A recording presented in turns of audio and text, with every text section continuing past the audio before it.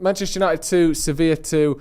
When you finish a game that's been a draw, there are few ways that feel more deflating than being 2-0 up, having both of your centre-backs injured, one of them looking severely injured, 2 own goals in basically the last 6 minutes of the game.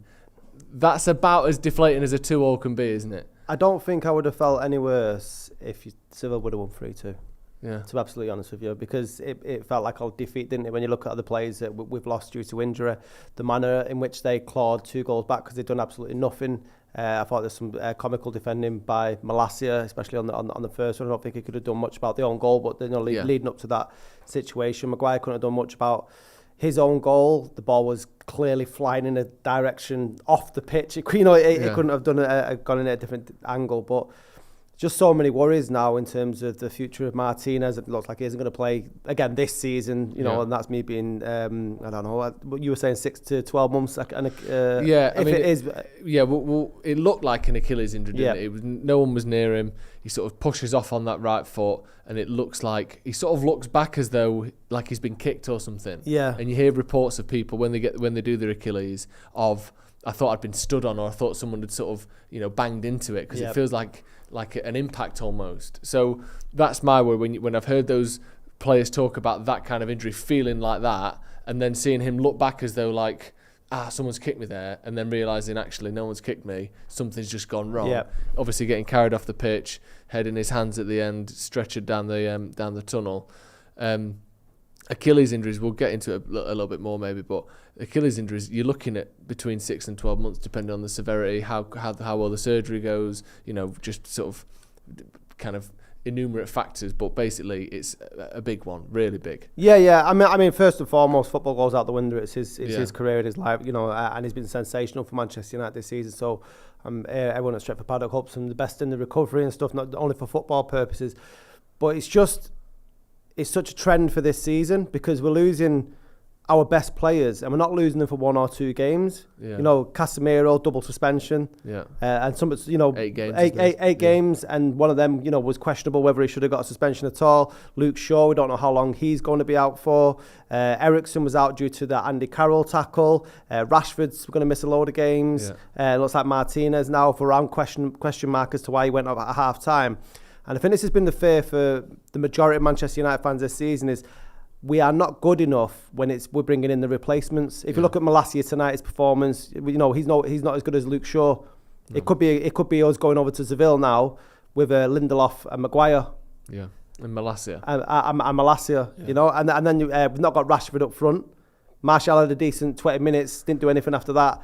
His replacement was Weghorst, who didn't have a shot on target and offered very little and hasn't, as a striker, up into this game. So you've got to start asking questions about should we have been prioritising every competition when you know that your squad's that weak. And this isn't me taking shots at Ten Hag at all. I'm a Manchester United fan. I want us to go out and win every competition that we're in. That's what I want us to do as a club, and I think we should be doing that. But because we have been fighting on all fronts, I think it is sort of exposing us in the sort of the squad depth, because it's worrying now. This could literally derail the season. Yeah, that's. We'll get into the goals and how it all sort of went down, but that is a good point. Yeah, like you look at the team now for just for the Sevilla game, obviously, no Bruno suspended. I don't know if Varane will be fit, but someone coming off, it's up in the air whether they'll be fit a week later, and if he is, he's probably not going to be fully fit. No Rashford, no Shaw, no Martinez. Like I said, no Bruno. Eriksen not fully fit, Martial not fully fit, Sancho not firing. Like, it's a heavily kind of hindered team now, in it, to the point where, like you said, we struggle when just one of those players. That's seven of the 11 outfield players that you mentioned there. Yeah, do you know that's really bad. I mean, 10 outfield players. I wouldn't say focus on the positives, but let's just sort of go through the game a little bit. First 20 minutes, I thought United were brilliant. Like, really, really good. As dangerous as we've looked in a while, or as dangerous as we looked against Everton almost, and against a much better team. Sabitzer with 2 excellent goals, just in the right position, sliding the ball in. A bit luck of the first one, but good finishing, good play. It looked really good, didn't it, to start with? Yeah, it very much felt like a mirror image of the Everton game, and I thought we were going up against better opponents, so it shows that we can do it. Not just it wasn't a freak game against Everton when we broke them records for shots on target in the first half. But yeah, again, it's how we're not clinical in front of goal. I mean, I know Anthony was unfortunate later on when he hit the bar, but the way we started that game, that tie, I thought could have been over within the first 30 minutes. Yeah. It wasn't. They had that incident with Casemiro, and then the game just seemed to switch in its head. And we just, rather than just using any sort of sense and keeping the foot on the ball, controlling tempo, we just invited them onto us continuously. I thought I got to half time, expected Ten Hag to have a word in the rear, you need to do X, Y, and Z. That didn't happen. And it just carried on all the way through. And then it got a little bit lackadaisy. I think they expected Seville to take the 2-0 defeat and go back to their place. And we just completely switched off. Yeah. Malassia's marking. I think when we brought Alanga on for Sancho, which I don't think was the wrong move because I thought Sancho had a disappointing game. Yeah. But them two down that left-hand side, I don't ever want to see that again. That for me was as diabolical as anything that I've seen Lindelof and Maguire do as a partnership. They were terrible. Yeah, Alanga wasn't really sort of tracking his man effectively at all. Like I said, let's just get to those goals. So the ball comes over the top. Malassia doesn't know his man's there, presumably, because he's like shielding shouting at him to do it. So the communicating. Leaves it.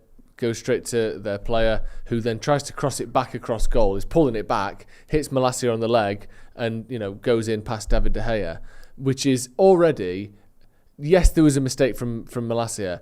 A very fortunate way to score a goal. Alanga's basically a yard off the goal line, and somehow it finds the angle to get not just on target, but past De Gea. Obviously, who's not suspecting anything because he doesn't expect the ball to come off Malacia, but.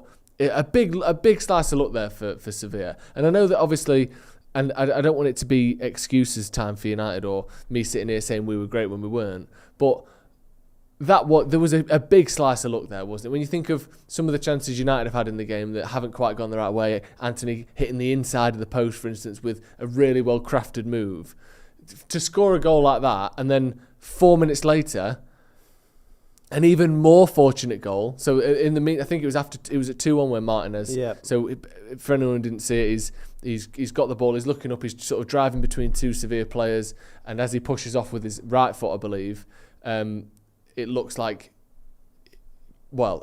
his Achilles is gone. Yeah. Because he immediately holds the back of his ankle, and gets sort of carried off by his two Argentinian teammates from the national team.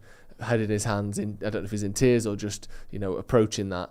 But from there, United have now already made all 5 substitutes, so we can't bring anyone else on. We're stood there playing with 10 men, with none of our favoured front 3 on, only one of our favoured midfield on, because Casemiro's now at the back. So you've got Sabitzer by himself basically in midfield. Casemiro's gone to centre back, and Sevilla, obviously the absolute Europa League masters, have smelled blood and absolutely go for it. And then you see in the 92nd minute, a ball crossed in from the right side, their right hand side, our left again. Not great pressing, not great blocking from Malacia and Alanga.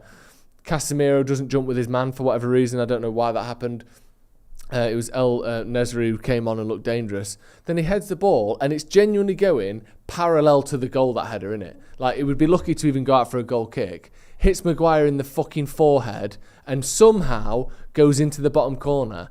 Again, I don't want to make this about boohoo United, but for Martinez's Achilles to snap, and them to score for us to concede 2 own goals in 8 minutes is particularly mental, isn't it? Yeah, and I agree that they are unlucky situations in regards to the own goals and the way they went in. But I believe in many ways you make your own luck. If Manchester United are more clinical in that first half or take more pressure, then them mistakes don't happen because you're not inviting Seville to come onto you to cause them mistakes. Yeah. So I think we reap what we sow. The Martinez thing was, it was horrific seeing somebody go through that amount of pain and go off, and I wish them the best. But what was the conversation that Ten Hag was shouting to the players when we went down to 10 men? Because we were still going up front. If you've got Vegas, who's fucking 9'6" or whatever it is, why is he not at the back? Do you know what I mean? You should be trying to shut up shop there. And again, I'm not taking shots at Ten Hag, but it just felt it became calamity. It was a lot of calamity, and I just think it was a bit badly managed, either on the pitch or the directions from off it. Yeah, I think it was quite a stunning situation, wasn't it? And one that I don't think anyone handled particularly well. I don't think the players did. I don't think the manager did. I think that it almost like, do you know in other sports where you have a timeout? Yeah. That would have been the perfect time of any time this season for Ten Hag to go, right, stop. We need 30 seconds just to regroup here. But obviously that isn't a thing. And for whatever reason, whether he dawdled, whether he got it wrong, whether his instructions weren't listened to, whatever happened, the communication or the ideas from the manager to the players didn't result in anything other than United looking shambolic, did it? Seville, for large parts of that game, went down, and you were making lots of jokes about it throughout because they were wasting a lot of time. Yeah. Newcastle United are famed for doing a very similar thing. Yeah. Now, if you're down to 10 men and you need to buy time, then why are you not doing a similar sort of... You know, it's dead easy to go over and just try and milk 30 seconds. Yeah, can someone lay down for a minute? Knock it out for a throw-in and stuff like that. It's just... These are professional footballers, and a lot of them have got a lot of seasons under their belt. Yeah. They should have a lot more nous about them. And there may be the human element where they sort of say, oh, like, you know, distraught at what's happened to Martinez, because, you know, and stuff. But it was just...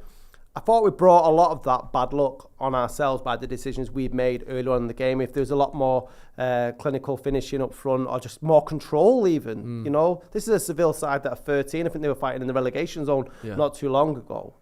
Yeah, we should have been in more control of the game. I think that's the beginning of the downfall. Couple of things that people are talking about. One is the subs. So we saw Bruno, Martial, Anthony, Sancho, and Varane all go off.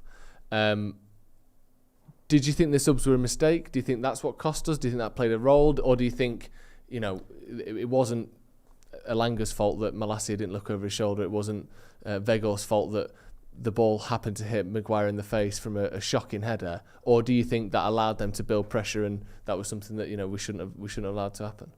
I think the proof in the pudding is going to be on Sunday, because I think he took a lot of them players off with an eye on the Forest game. If we don't get any points against Forest, and them subs look even worse, don't they? And I wasn't too sure about what the directive was. If you're trying to just maintain that 2-0 lead, we were still pushing forward and allowing them to sort of hit us on the counter attack. Yeah. So we were still open, even though we're playing Vegos up front. So I didn't understand the sort of logic behind it. There were certain players that weren't having great games, but the players that came on after them, like Sancho, didn't offer anything else that Elanga, you know, Elanga didn't offer anything else that Sancho did. Yeah.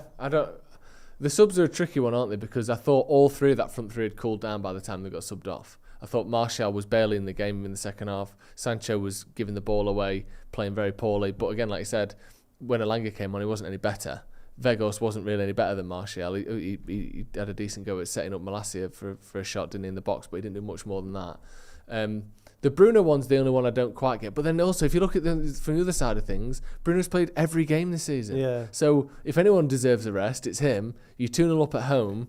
You don't expect to be down to 10 men and the way things to go the way they are. I think that the subs didn't help. So from that basis, you would have to say they were bad subs. But at the same time, I don't think those subs, certainly those players, had no impact on those goals. I don't think. But again, like you said, that's inviting pressure on allowing Sevilla to kind of gain a bit of an upper hand. But I don't know what the options were. Varane being injured, you can't help that. Malacia being injured, you can't help that. And Sancho needed to come off because he was poor. So the two you would question are Bruno and Martial, maybe. Yeah, but in my mind, sorry, just to correct myself there. We didn't make a sub after Martinez was injured, did we? So the other one would be Anthony. Who was by far Manchester United's best player this evening. But for me, if you're making them substitutions, because it looked like Ten Hag had a level of... he was comfortable with the 2-0, right? But I don't think Manchester United as a team were comfortable in possession at that point, because from about 40 minutes in, it looked like we were getting Seville more and more onto us. So you change the formation, drop deep, and don't allow them any space. If they're going to come on and just make a huge unit behind them, so just make it nice, tight, and compact, and that didn't happen. So I think we're bringing them players on to try and go and get after more goals, if that's the same sort of philosophy he had in the first half. But they're just not up to the calibre of the people that they're replacing. Do you think as well that I think sometimes when things happen like that, when it goes from 2-0 to 2-2, we all go, something terrible must have happened. Someone must have done something horrendous here. Like, Ten Hag must have been shocking. Maguire, it must be all his fault. Like, Malacia made a bit of a rookie error, letting the ball come over his shoulder. But when their players got the ball on the touchline, we've got two centre-backs in the middle, and you've got Malacia trying to block the shot, which he does. I don't think we need this giant inquiry about this game, other than, yes, it was shit. Yes, there was a few mistakes here and there. But I really don't think United deserved to concede 2 goals there. I don't think they made enough chances to warrant scoring 2 goals. No. And I think that the 2 goals specifically that did go in were massively fortunate, both of them. I think that Ten Hag made mistakes with his subs. I think that Malacia made a big mistake letting the ball come over his shoulder without blocking it. But I don't think that this was a horrendous game from United tonight. I do think that we got a bit complacent maybe. We allowed the fact that we could do with a rest mean that we tried to rest on the pitch, which didn't work. But I don't think it's like, who's to blame? We've got to kill someone. No. It wasn't that bad, was it? It was a bit of shit and then a bit of luck for Sevilla, surely. I think you used the correct word there, was the complacency, really, in terms of like, we invited them on, and this is what happened. And the complacency from Ten Hag, that we're going to focus on the 3 points that we need against Forest on Sunday. Yeah. And I think if anything, that might have backfired. Yeah. But I don't think there's anyone that you sort of like, it's him, it's their fault and stuff. But it was just to quote Shakespeare's comedy of errors, really, wasn't it? Because they were sort of they were farcical goals that we conceded. But I just think. I think Ronaldo said it on the watch along, is we do not know how to see games out, and this is what happens when you don't know how to see games out. It's not that Seville were particularly good at any stage; it's that them scoring was always a possibility. Yeah. We didn't nullify that at any point. No, that's a good point. Yeah. Tim Sim says, guys, our Europa League campaign is now effed. Seth Smith says, devastated.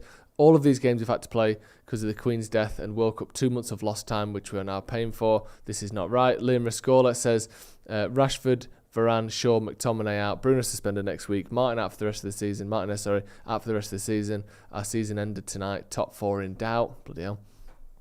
Tina Tellefson Tatoka says, if Martinez is out for 9 to 12 months, well, this means that we keep Maguire, ? We won't have a lot of money this summer. Let's talk about... actually, before we do, because it's on the same point, May Amateur saying, I had a grade 3 Achilles tear playing football, and the face of Martinez 100% gave me flashbacks. My recovery was almost 9 months, but I'm still not 100%. He has better care than what I could afford. That's true. Yeah.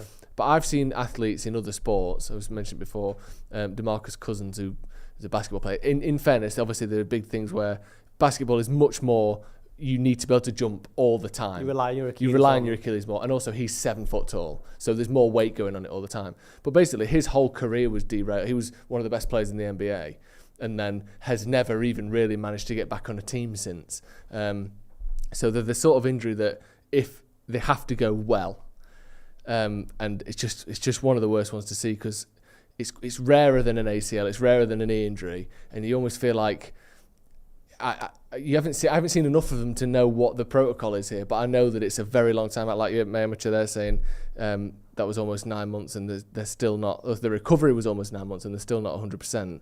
It's just so worrying in it for a player that's come in, defied the odds. He had so much stick before he came. Martinez, 5'9", can't be good enough. Has been one of the main reasons we've been so good this season. Just to see that is just horrendous, isn't it? Yeah, he's been the best centre back in the league this season. I don't care if he doesn't play again this year. That will always be the case for, over the course of this Premier League season. But we've watched that man throw his head in front of so many tackles, had bleeding bandages, and now it's a thing, nothing around him, and he's injured. He's not going to feign any sort of injury. You could see that man was in agony. So it is massively fearful for what the future holds. But I think Achilles, any sort of injury, it's case by case, isn't it, really? And I think that Ten Hag said there is when Martinez drags, his quotes on there, drops out with no opponent involved, it doesn't look that great. And I think, we'll all have to wait and see. And fingers crossed it isn't too long for all concerned. Yeah, we've got a few quotes. But yeah, Ten Hag saying it doesn't look good. He also said that we should have scored 3 or 4. The game was totally on us. He said, we lost the rhythm of the game after the injuries. I know we can do better with those players coming off the bench. He said, when Martinez, like you said there, drops with no opponent involved, it doesn't look that great. We've also got a couple of quotes from Sabitzer, who should have been the sort of de facto man of the match. Come and collect your prize, we'll see you in the semi-final. And instead he's having to defend basically just a horrendous final 10 minutes there. He said, 2 stupid goals and that's not what we wanted. Very frustrated. You can't concede like this. It's not focusing until the end. 2-0 up at home and you have to get it done. He said, we had the chances. Unfortunately, we gave away easy goals. We can't concede these type of goals. He said, it's difficult to find the words. We should have finished them off. We definitely should have finished them off. Let's have a look forward to next week. What hope do you sort of hold going into that game? Because one thing Ronaldo said in the watch-along, which I agreed with, up until about the 70th minute or so, I thought Sevilla looked admirable, but a little bit lacking belief. They thought we'd probably lost this. Yeah. And it took them a bit of fortune and a bit more fortune to really get back into it. And then you saw that Sevilla that you sort of remember from the Europa League. They're not going to be lacking that now. Do you know what I mean? They're going to go into that game fully flying, thinking we can win this game easy. They haven't got any of their best players except Casemiro, and we're at home. Every single thing that you said is a concern for Manchester United going into next week is going to be a positive for Seville, really. Yeah. And if they could smell blood tonight when they got back to 2-2, they certainly will when we go over there chasing the game. I'm not too sure how we go over there and win, if I'm absolutely honest, because it's a huge game for the likes of Casemiro, Sabitzer and Anthony next week, because they're probably the 3 players that we're pinning something on to do something, because they've been most consistent, especially Anthony and Casemiro, everybody else who will start next week. It's massively fearful. I mean, if I say to you now, drop out the Europa League but guarantee top 4 and we'll see what happens in the FA Cup, do you take it? Because everything's open to debate now. Repeat that again. So would you drop out of the Europa League now? Yeah. To get top 4? Oh, it's tough, isn't it? Because it depends how long Rashford's out for. If Rashford's out for 2 or 3 games, no. Yeah.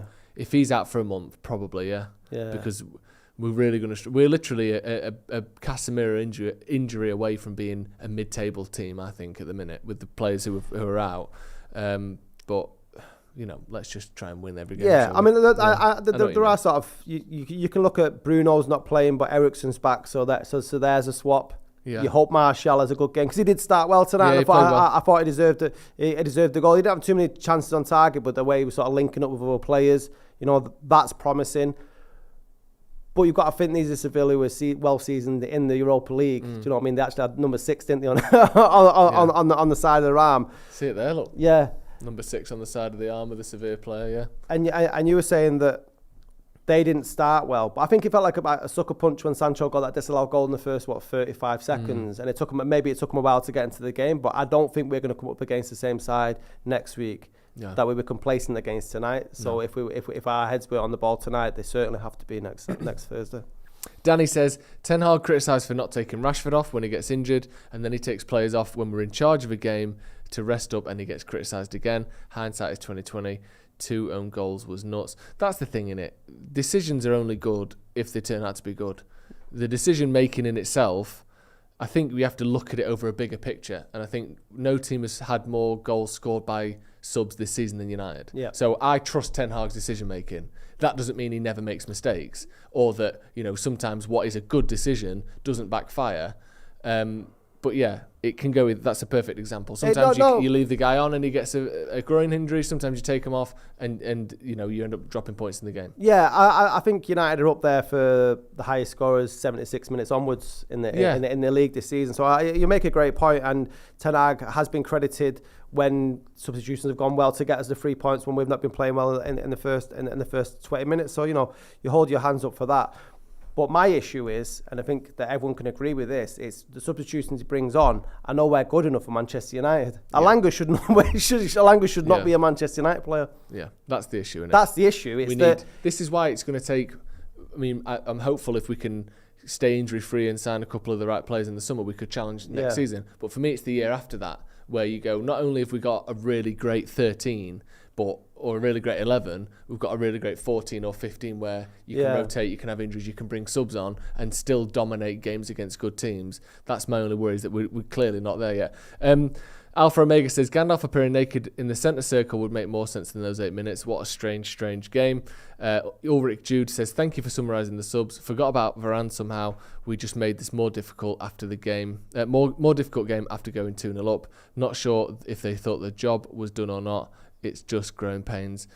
Hopefully, we'll end on that. Well, we will end, but hopefully that is a positive note to end on, that it's all part of the learning process. We won't do this again, but Martinez being out, that's the key one, innit? We need to see, because this season, whether we like it or not, isn't the end goal for Man United and Ten Hag. No. We've just got to win some trophies, which we've done. Let's win a couple of more, and then hopefully next season we're ready to go. But my worry is almost, where's Martinez going to be at the start of next season? There's a whole big question we have to start there about keeping this, keeping that, bringing him in, moving him over. Yeah. So too many injuries to worry about, but thank you for joining us, Scotty. We'll be back obviously tomorrow with the brew, with the news, all that stuff. Looking back, hopefully there'll be an update on Martinez, although knowing Ten Hag, he'll probably just say he's injured his leg. And that'll be the end of it. He's going to miss a few games. Yeah, he probably will do. Thank you for joining us. Like I said, we'll be back on Sunday for the game against Forest, where we see what skeleton crew Ten Hag has got to choose from. We'll see you in a bit.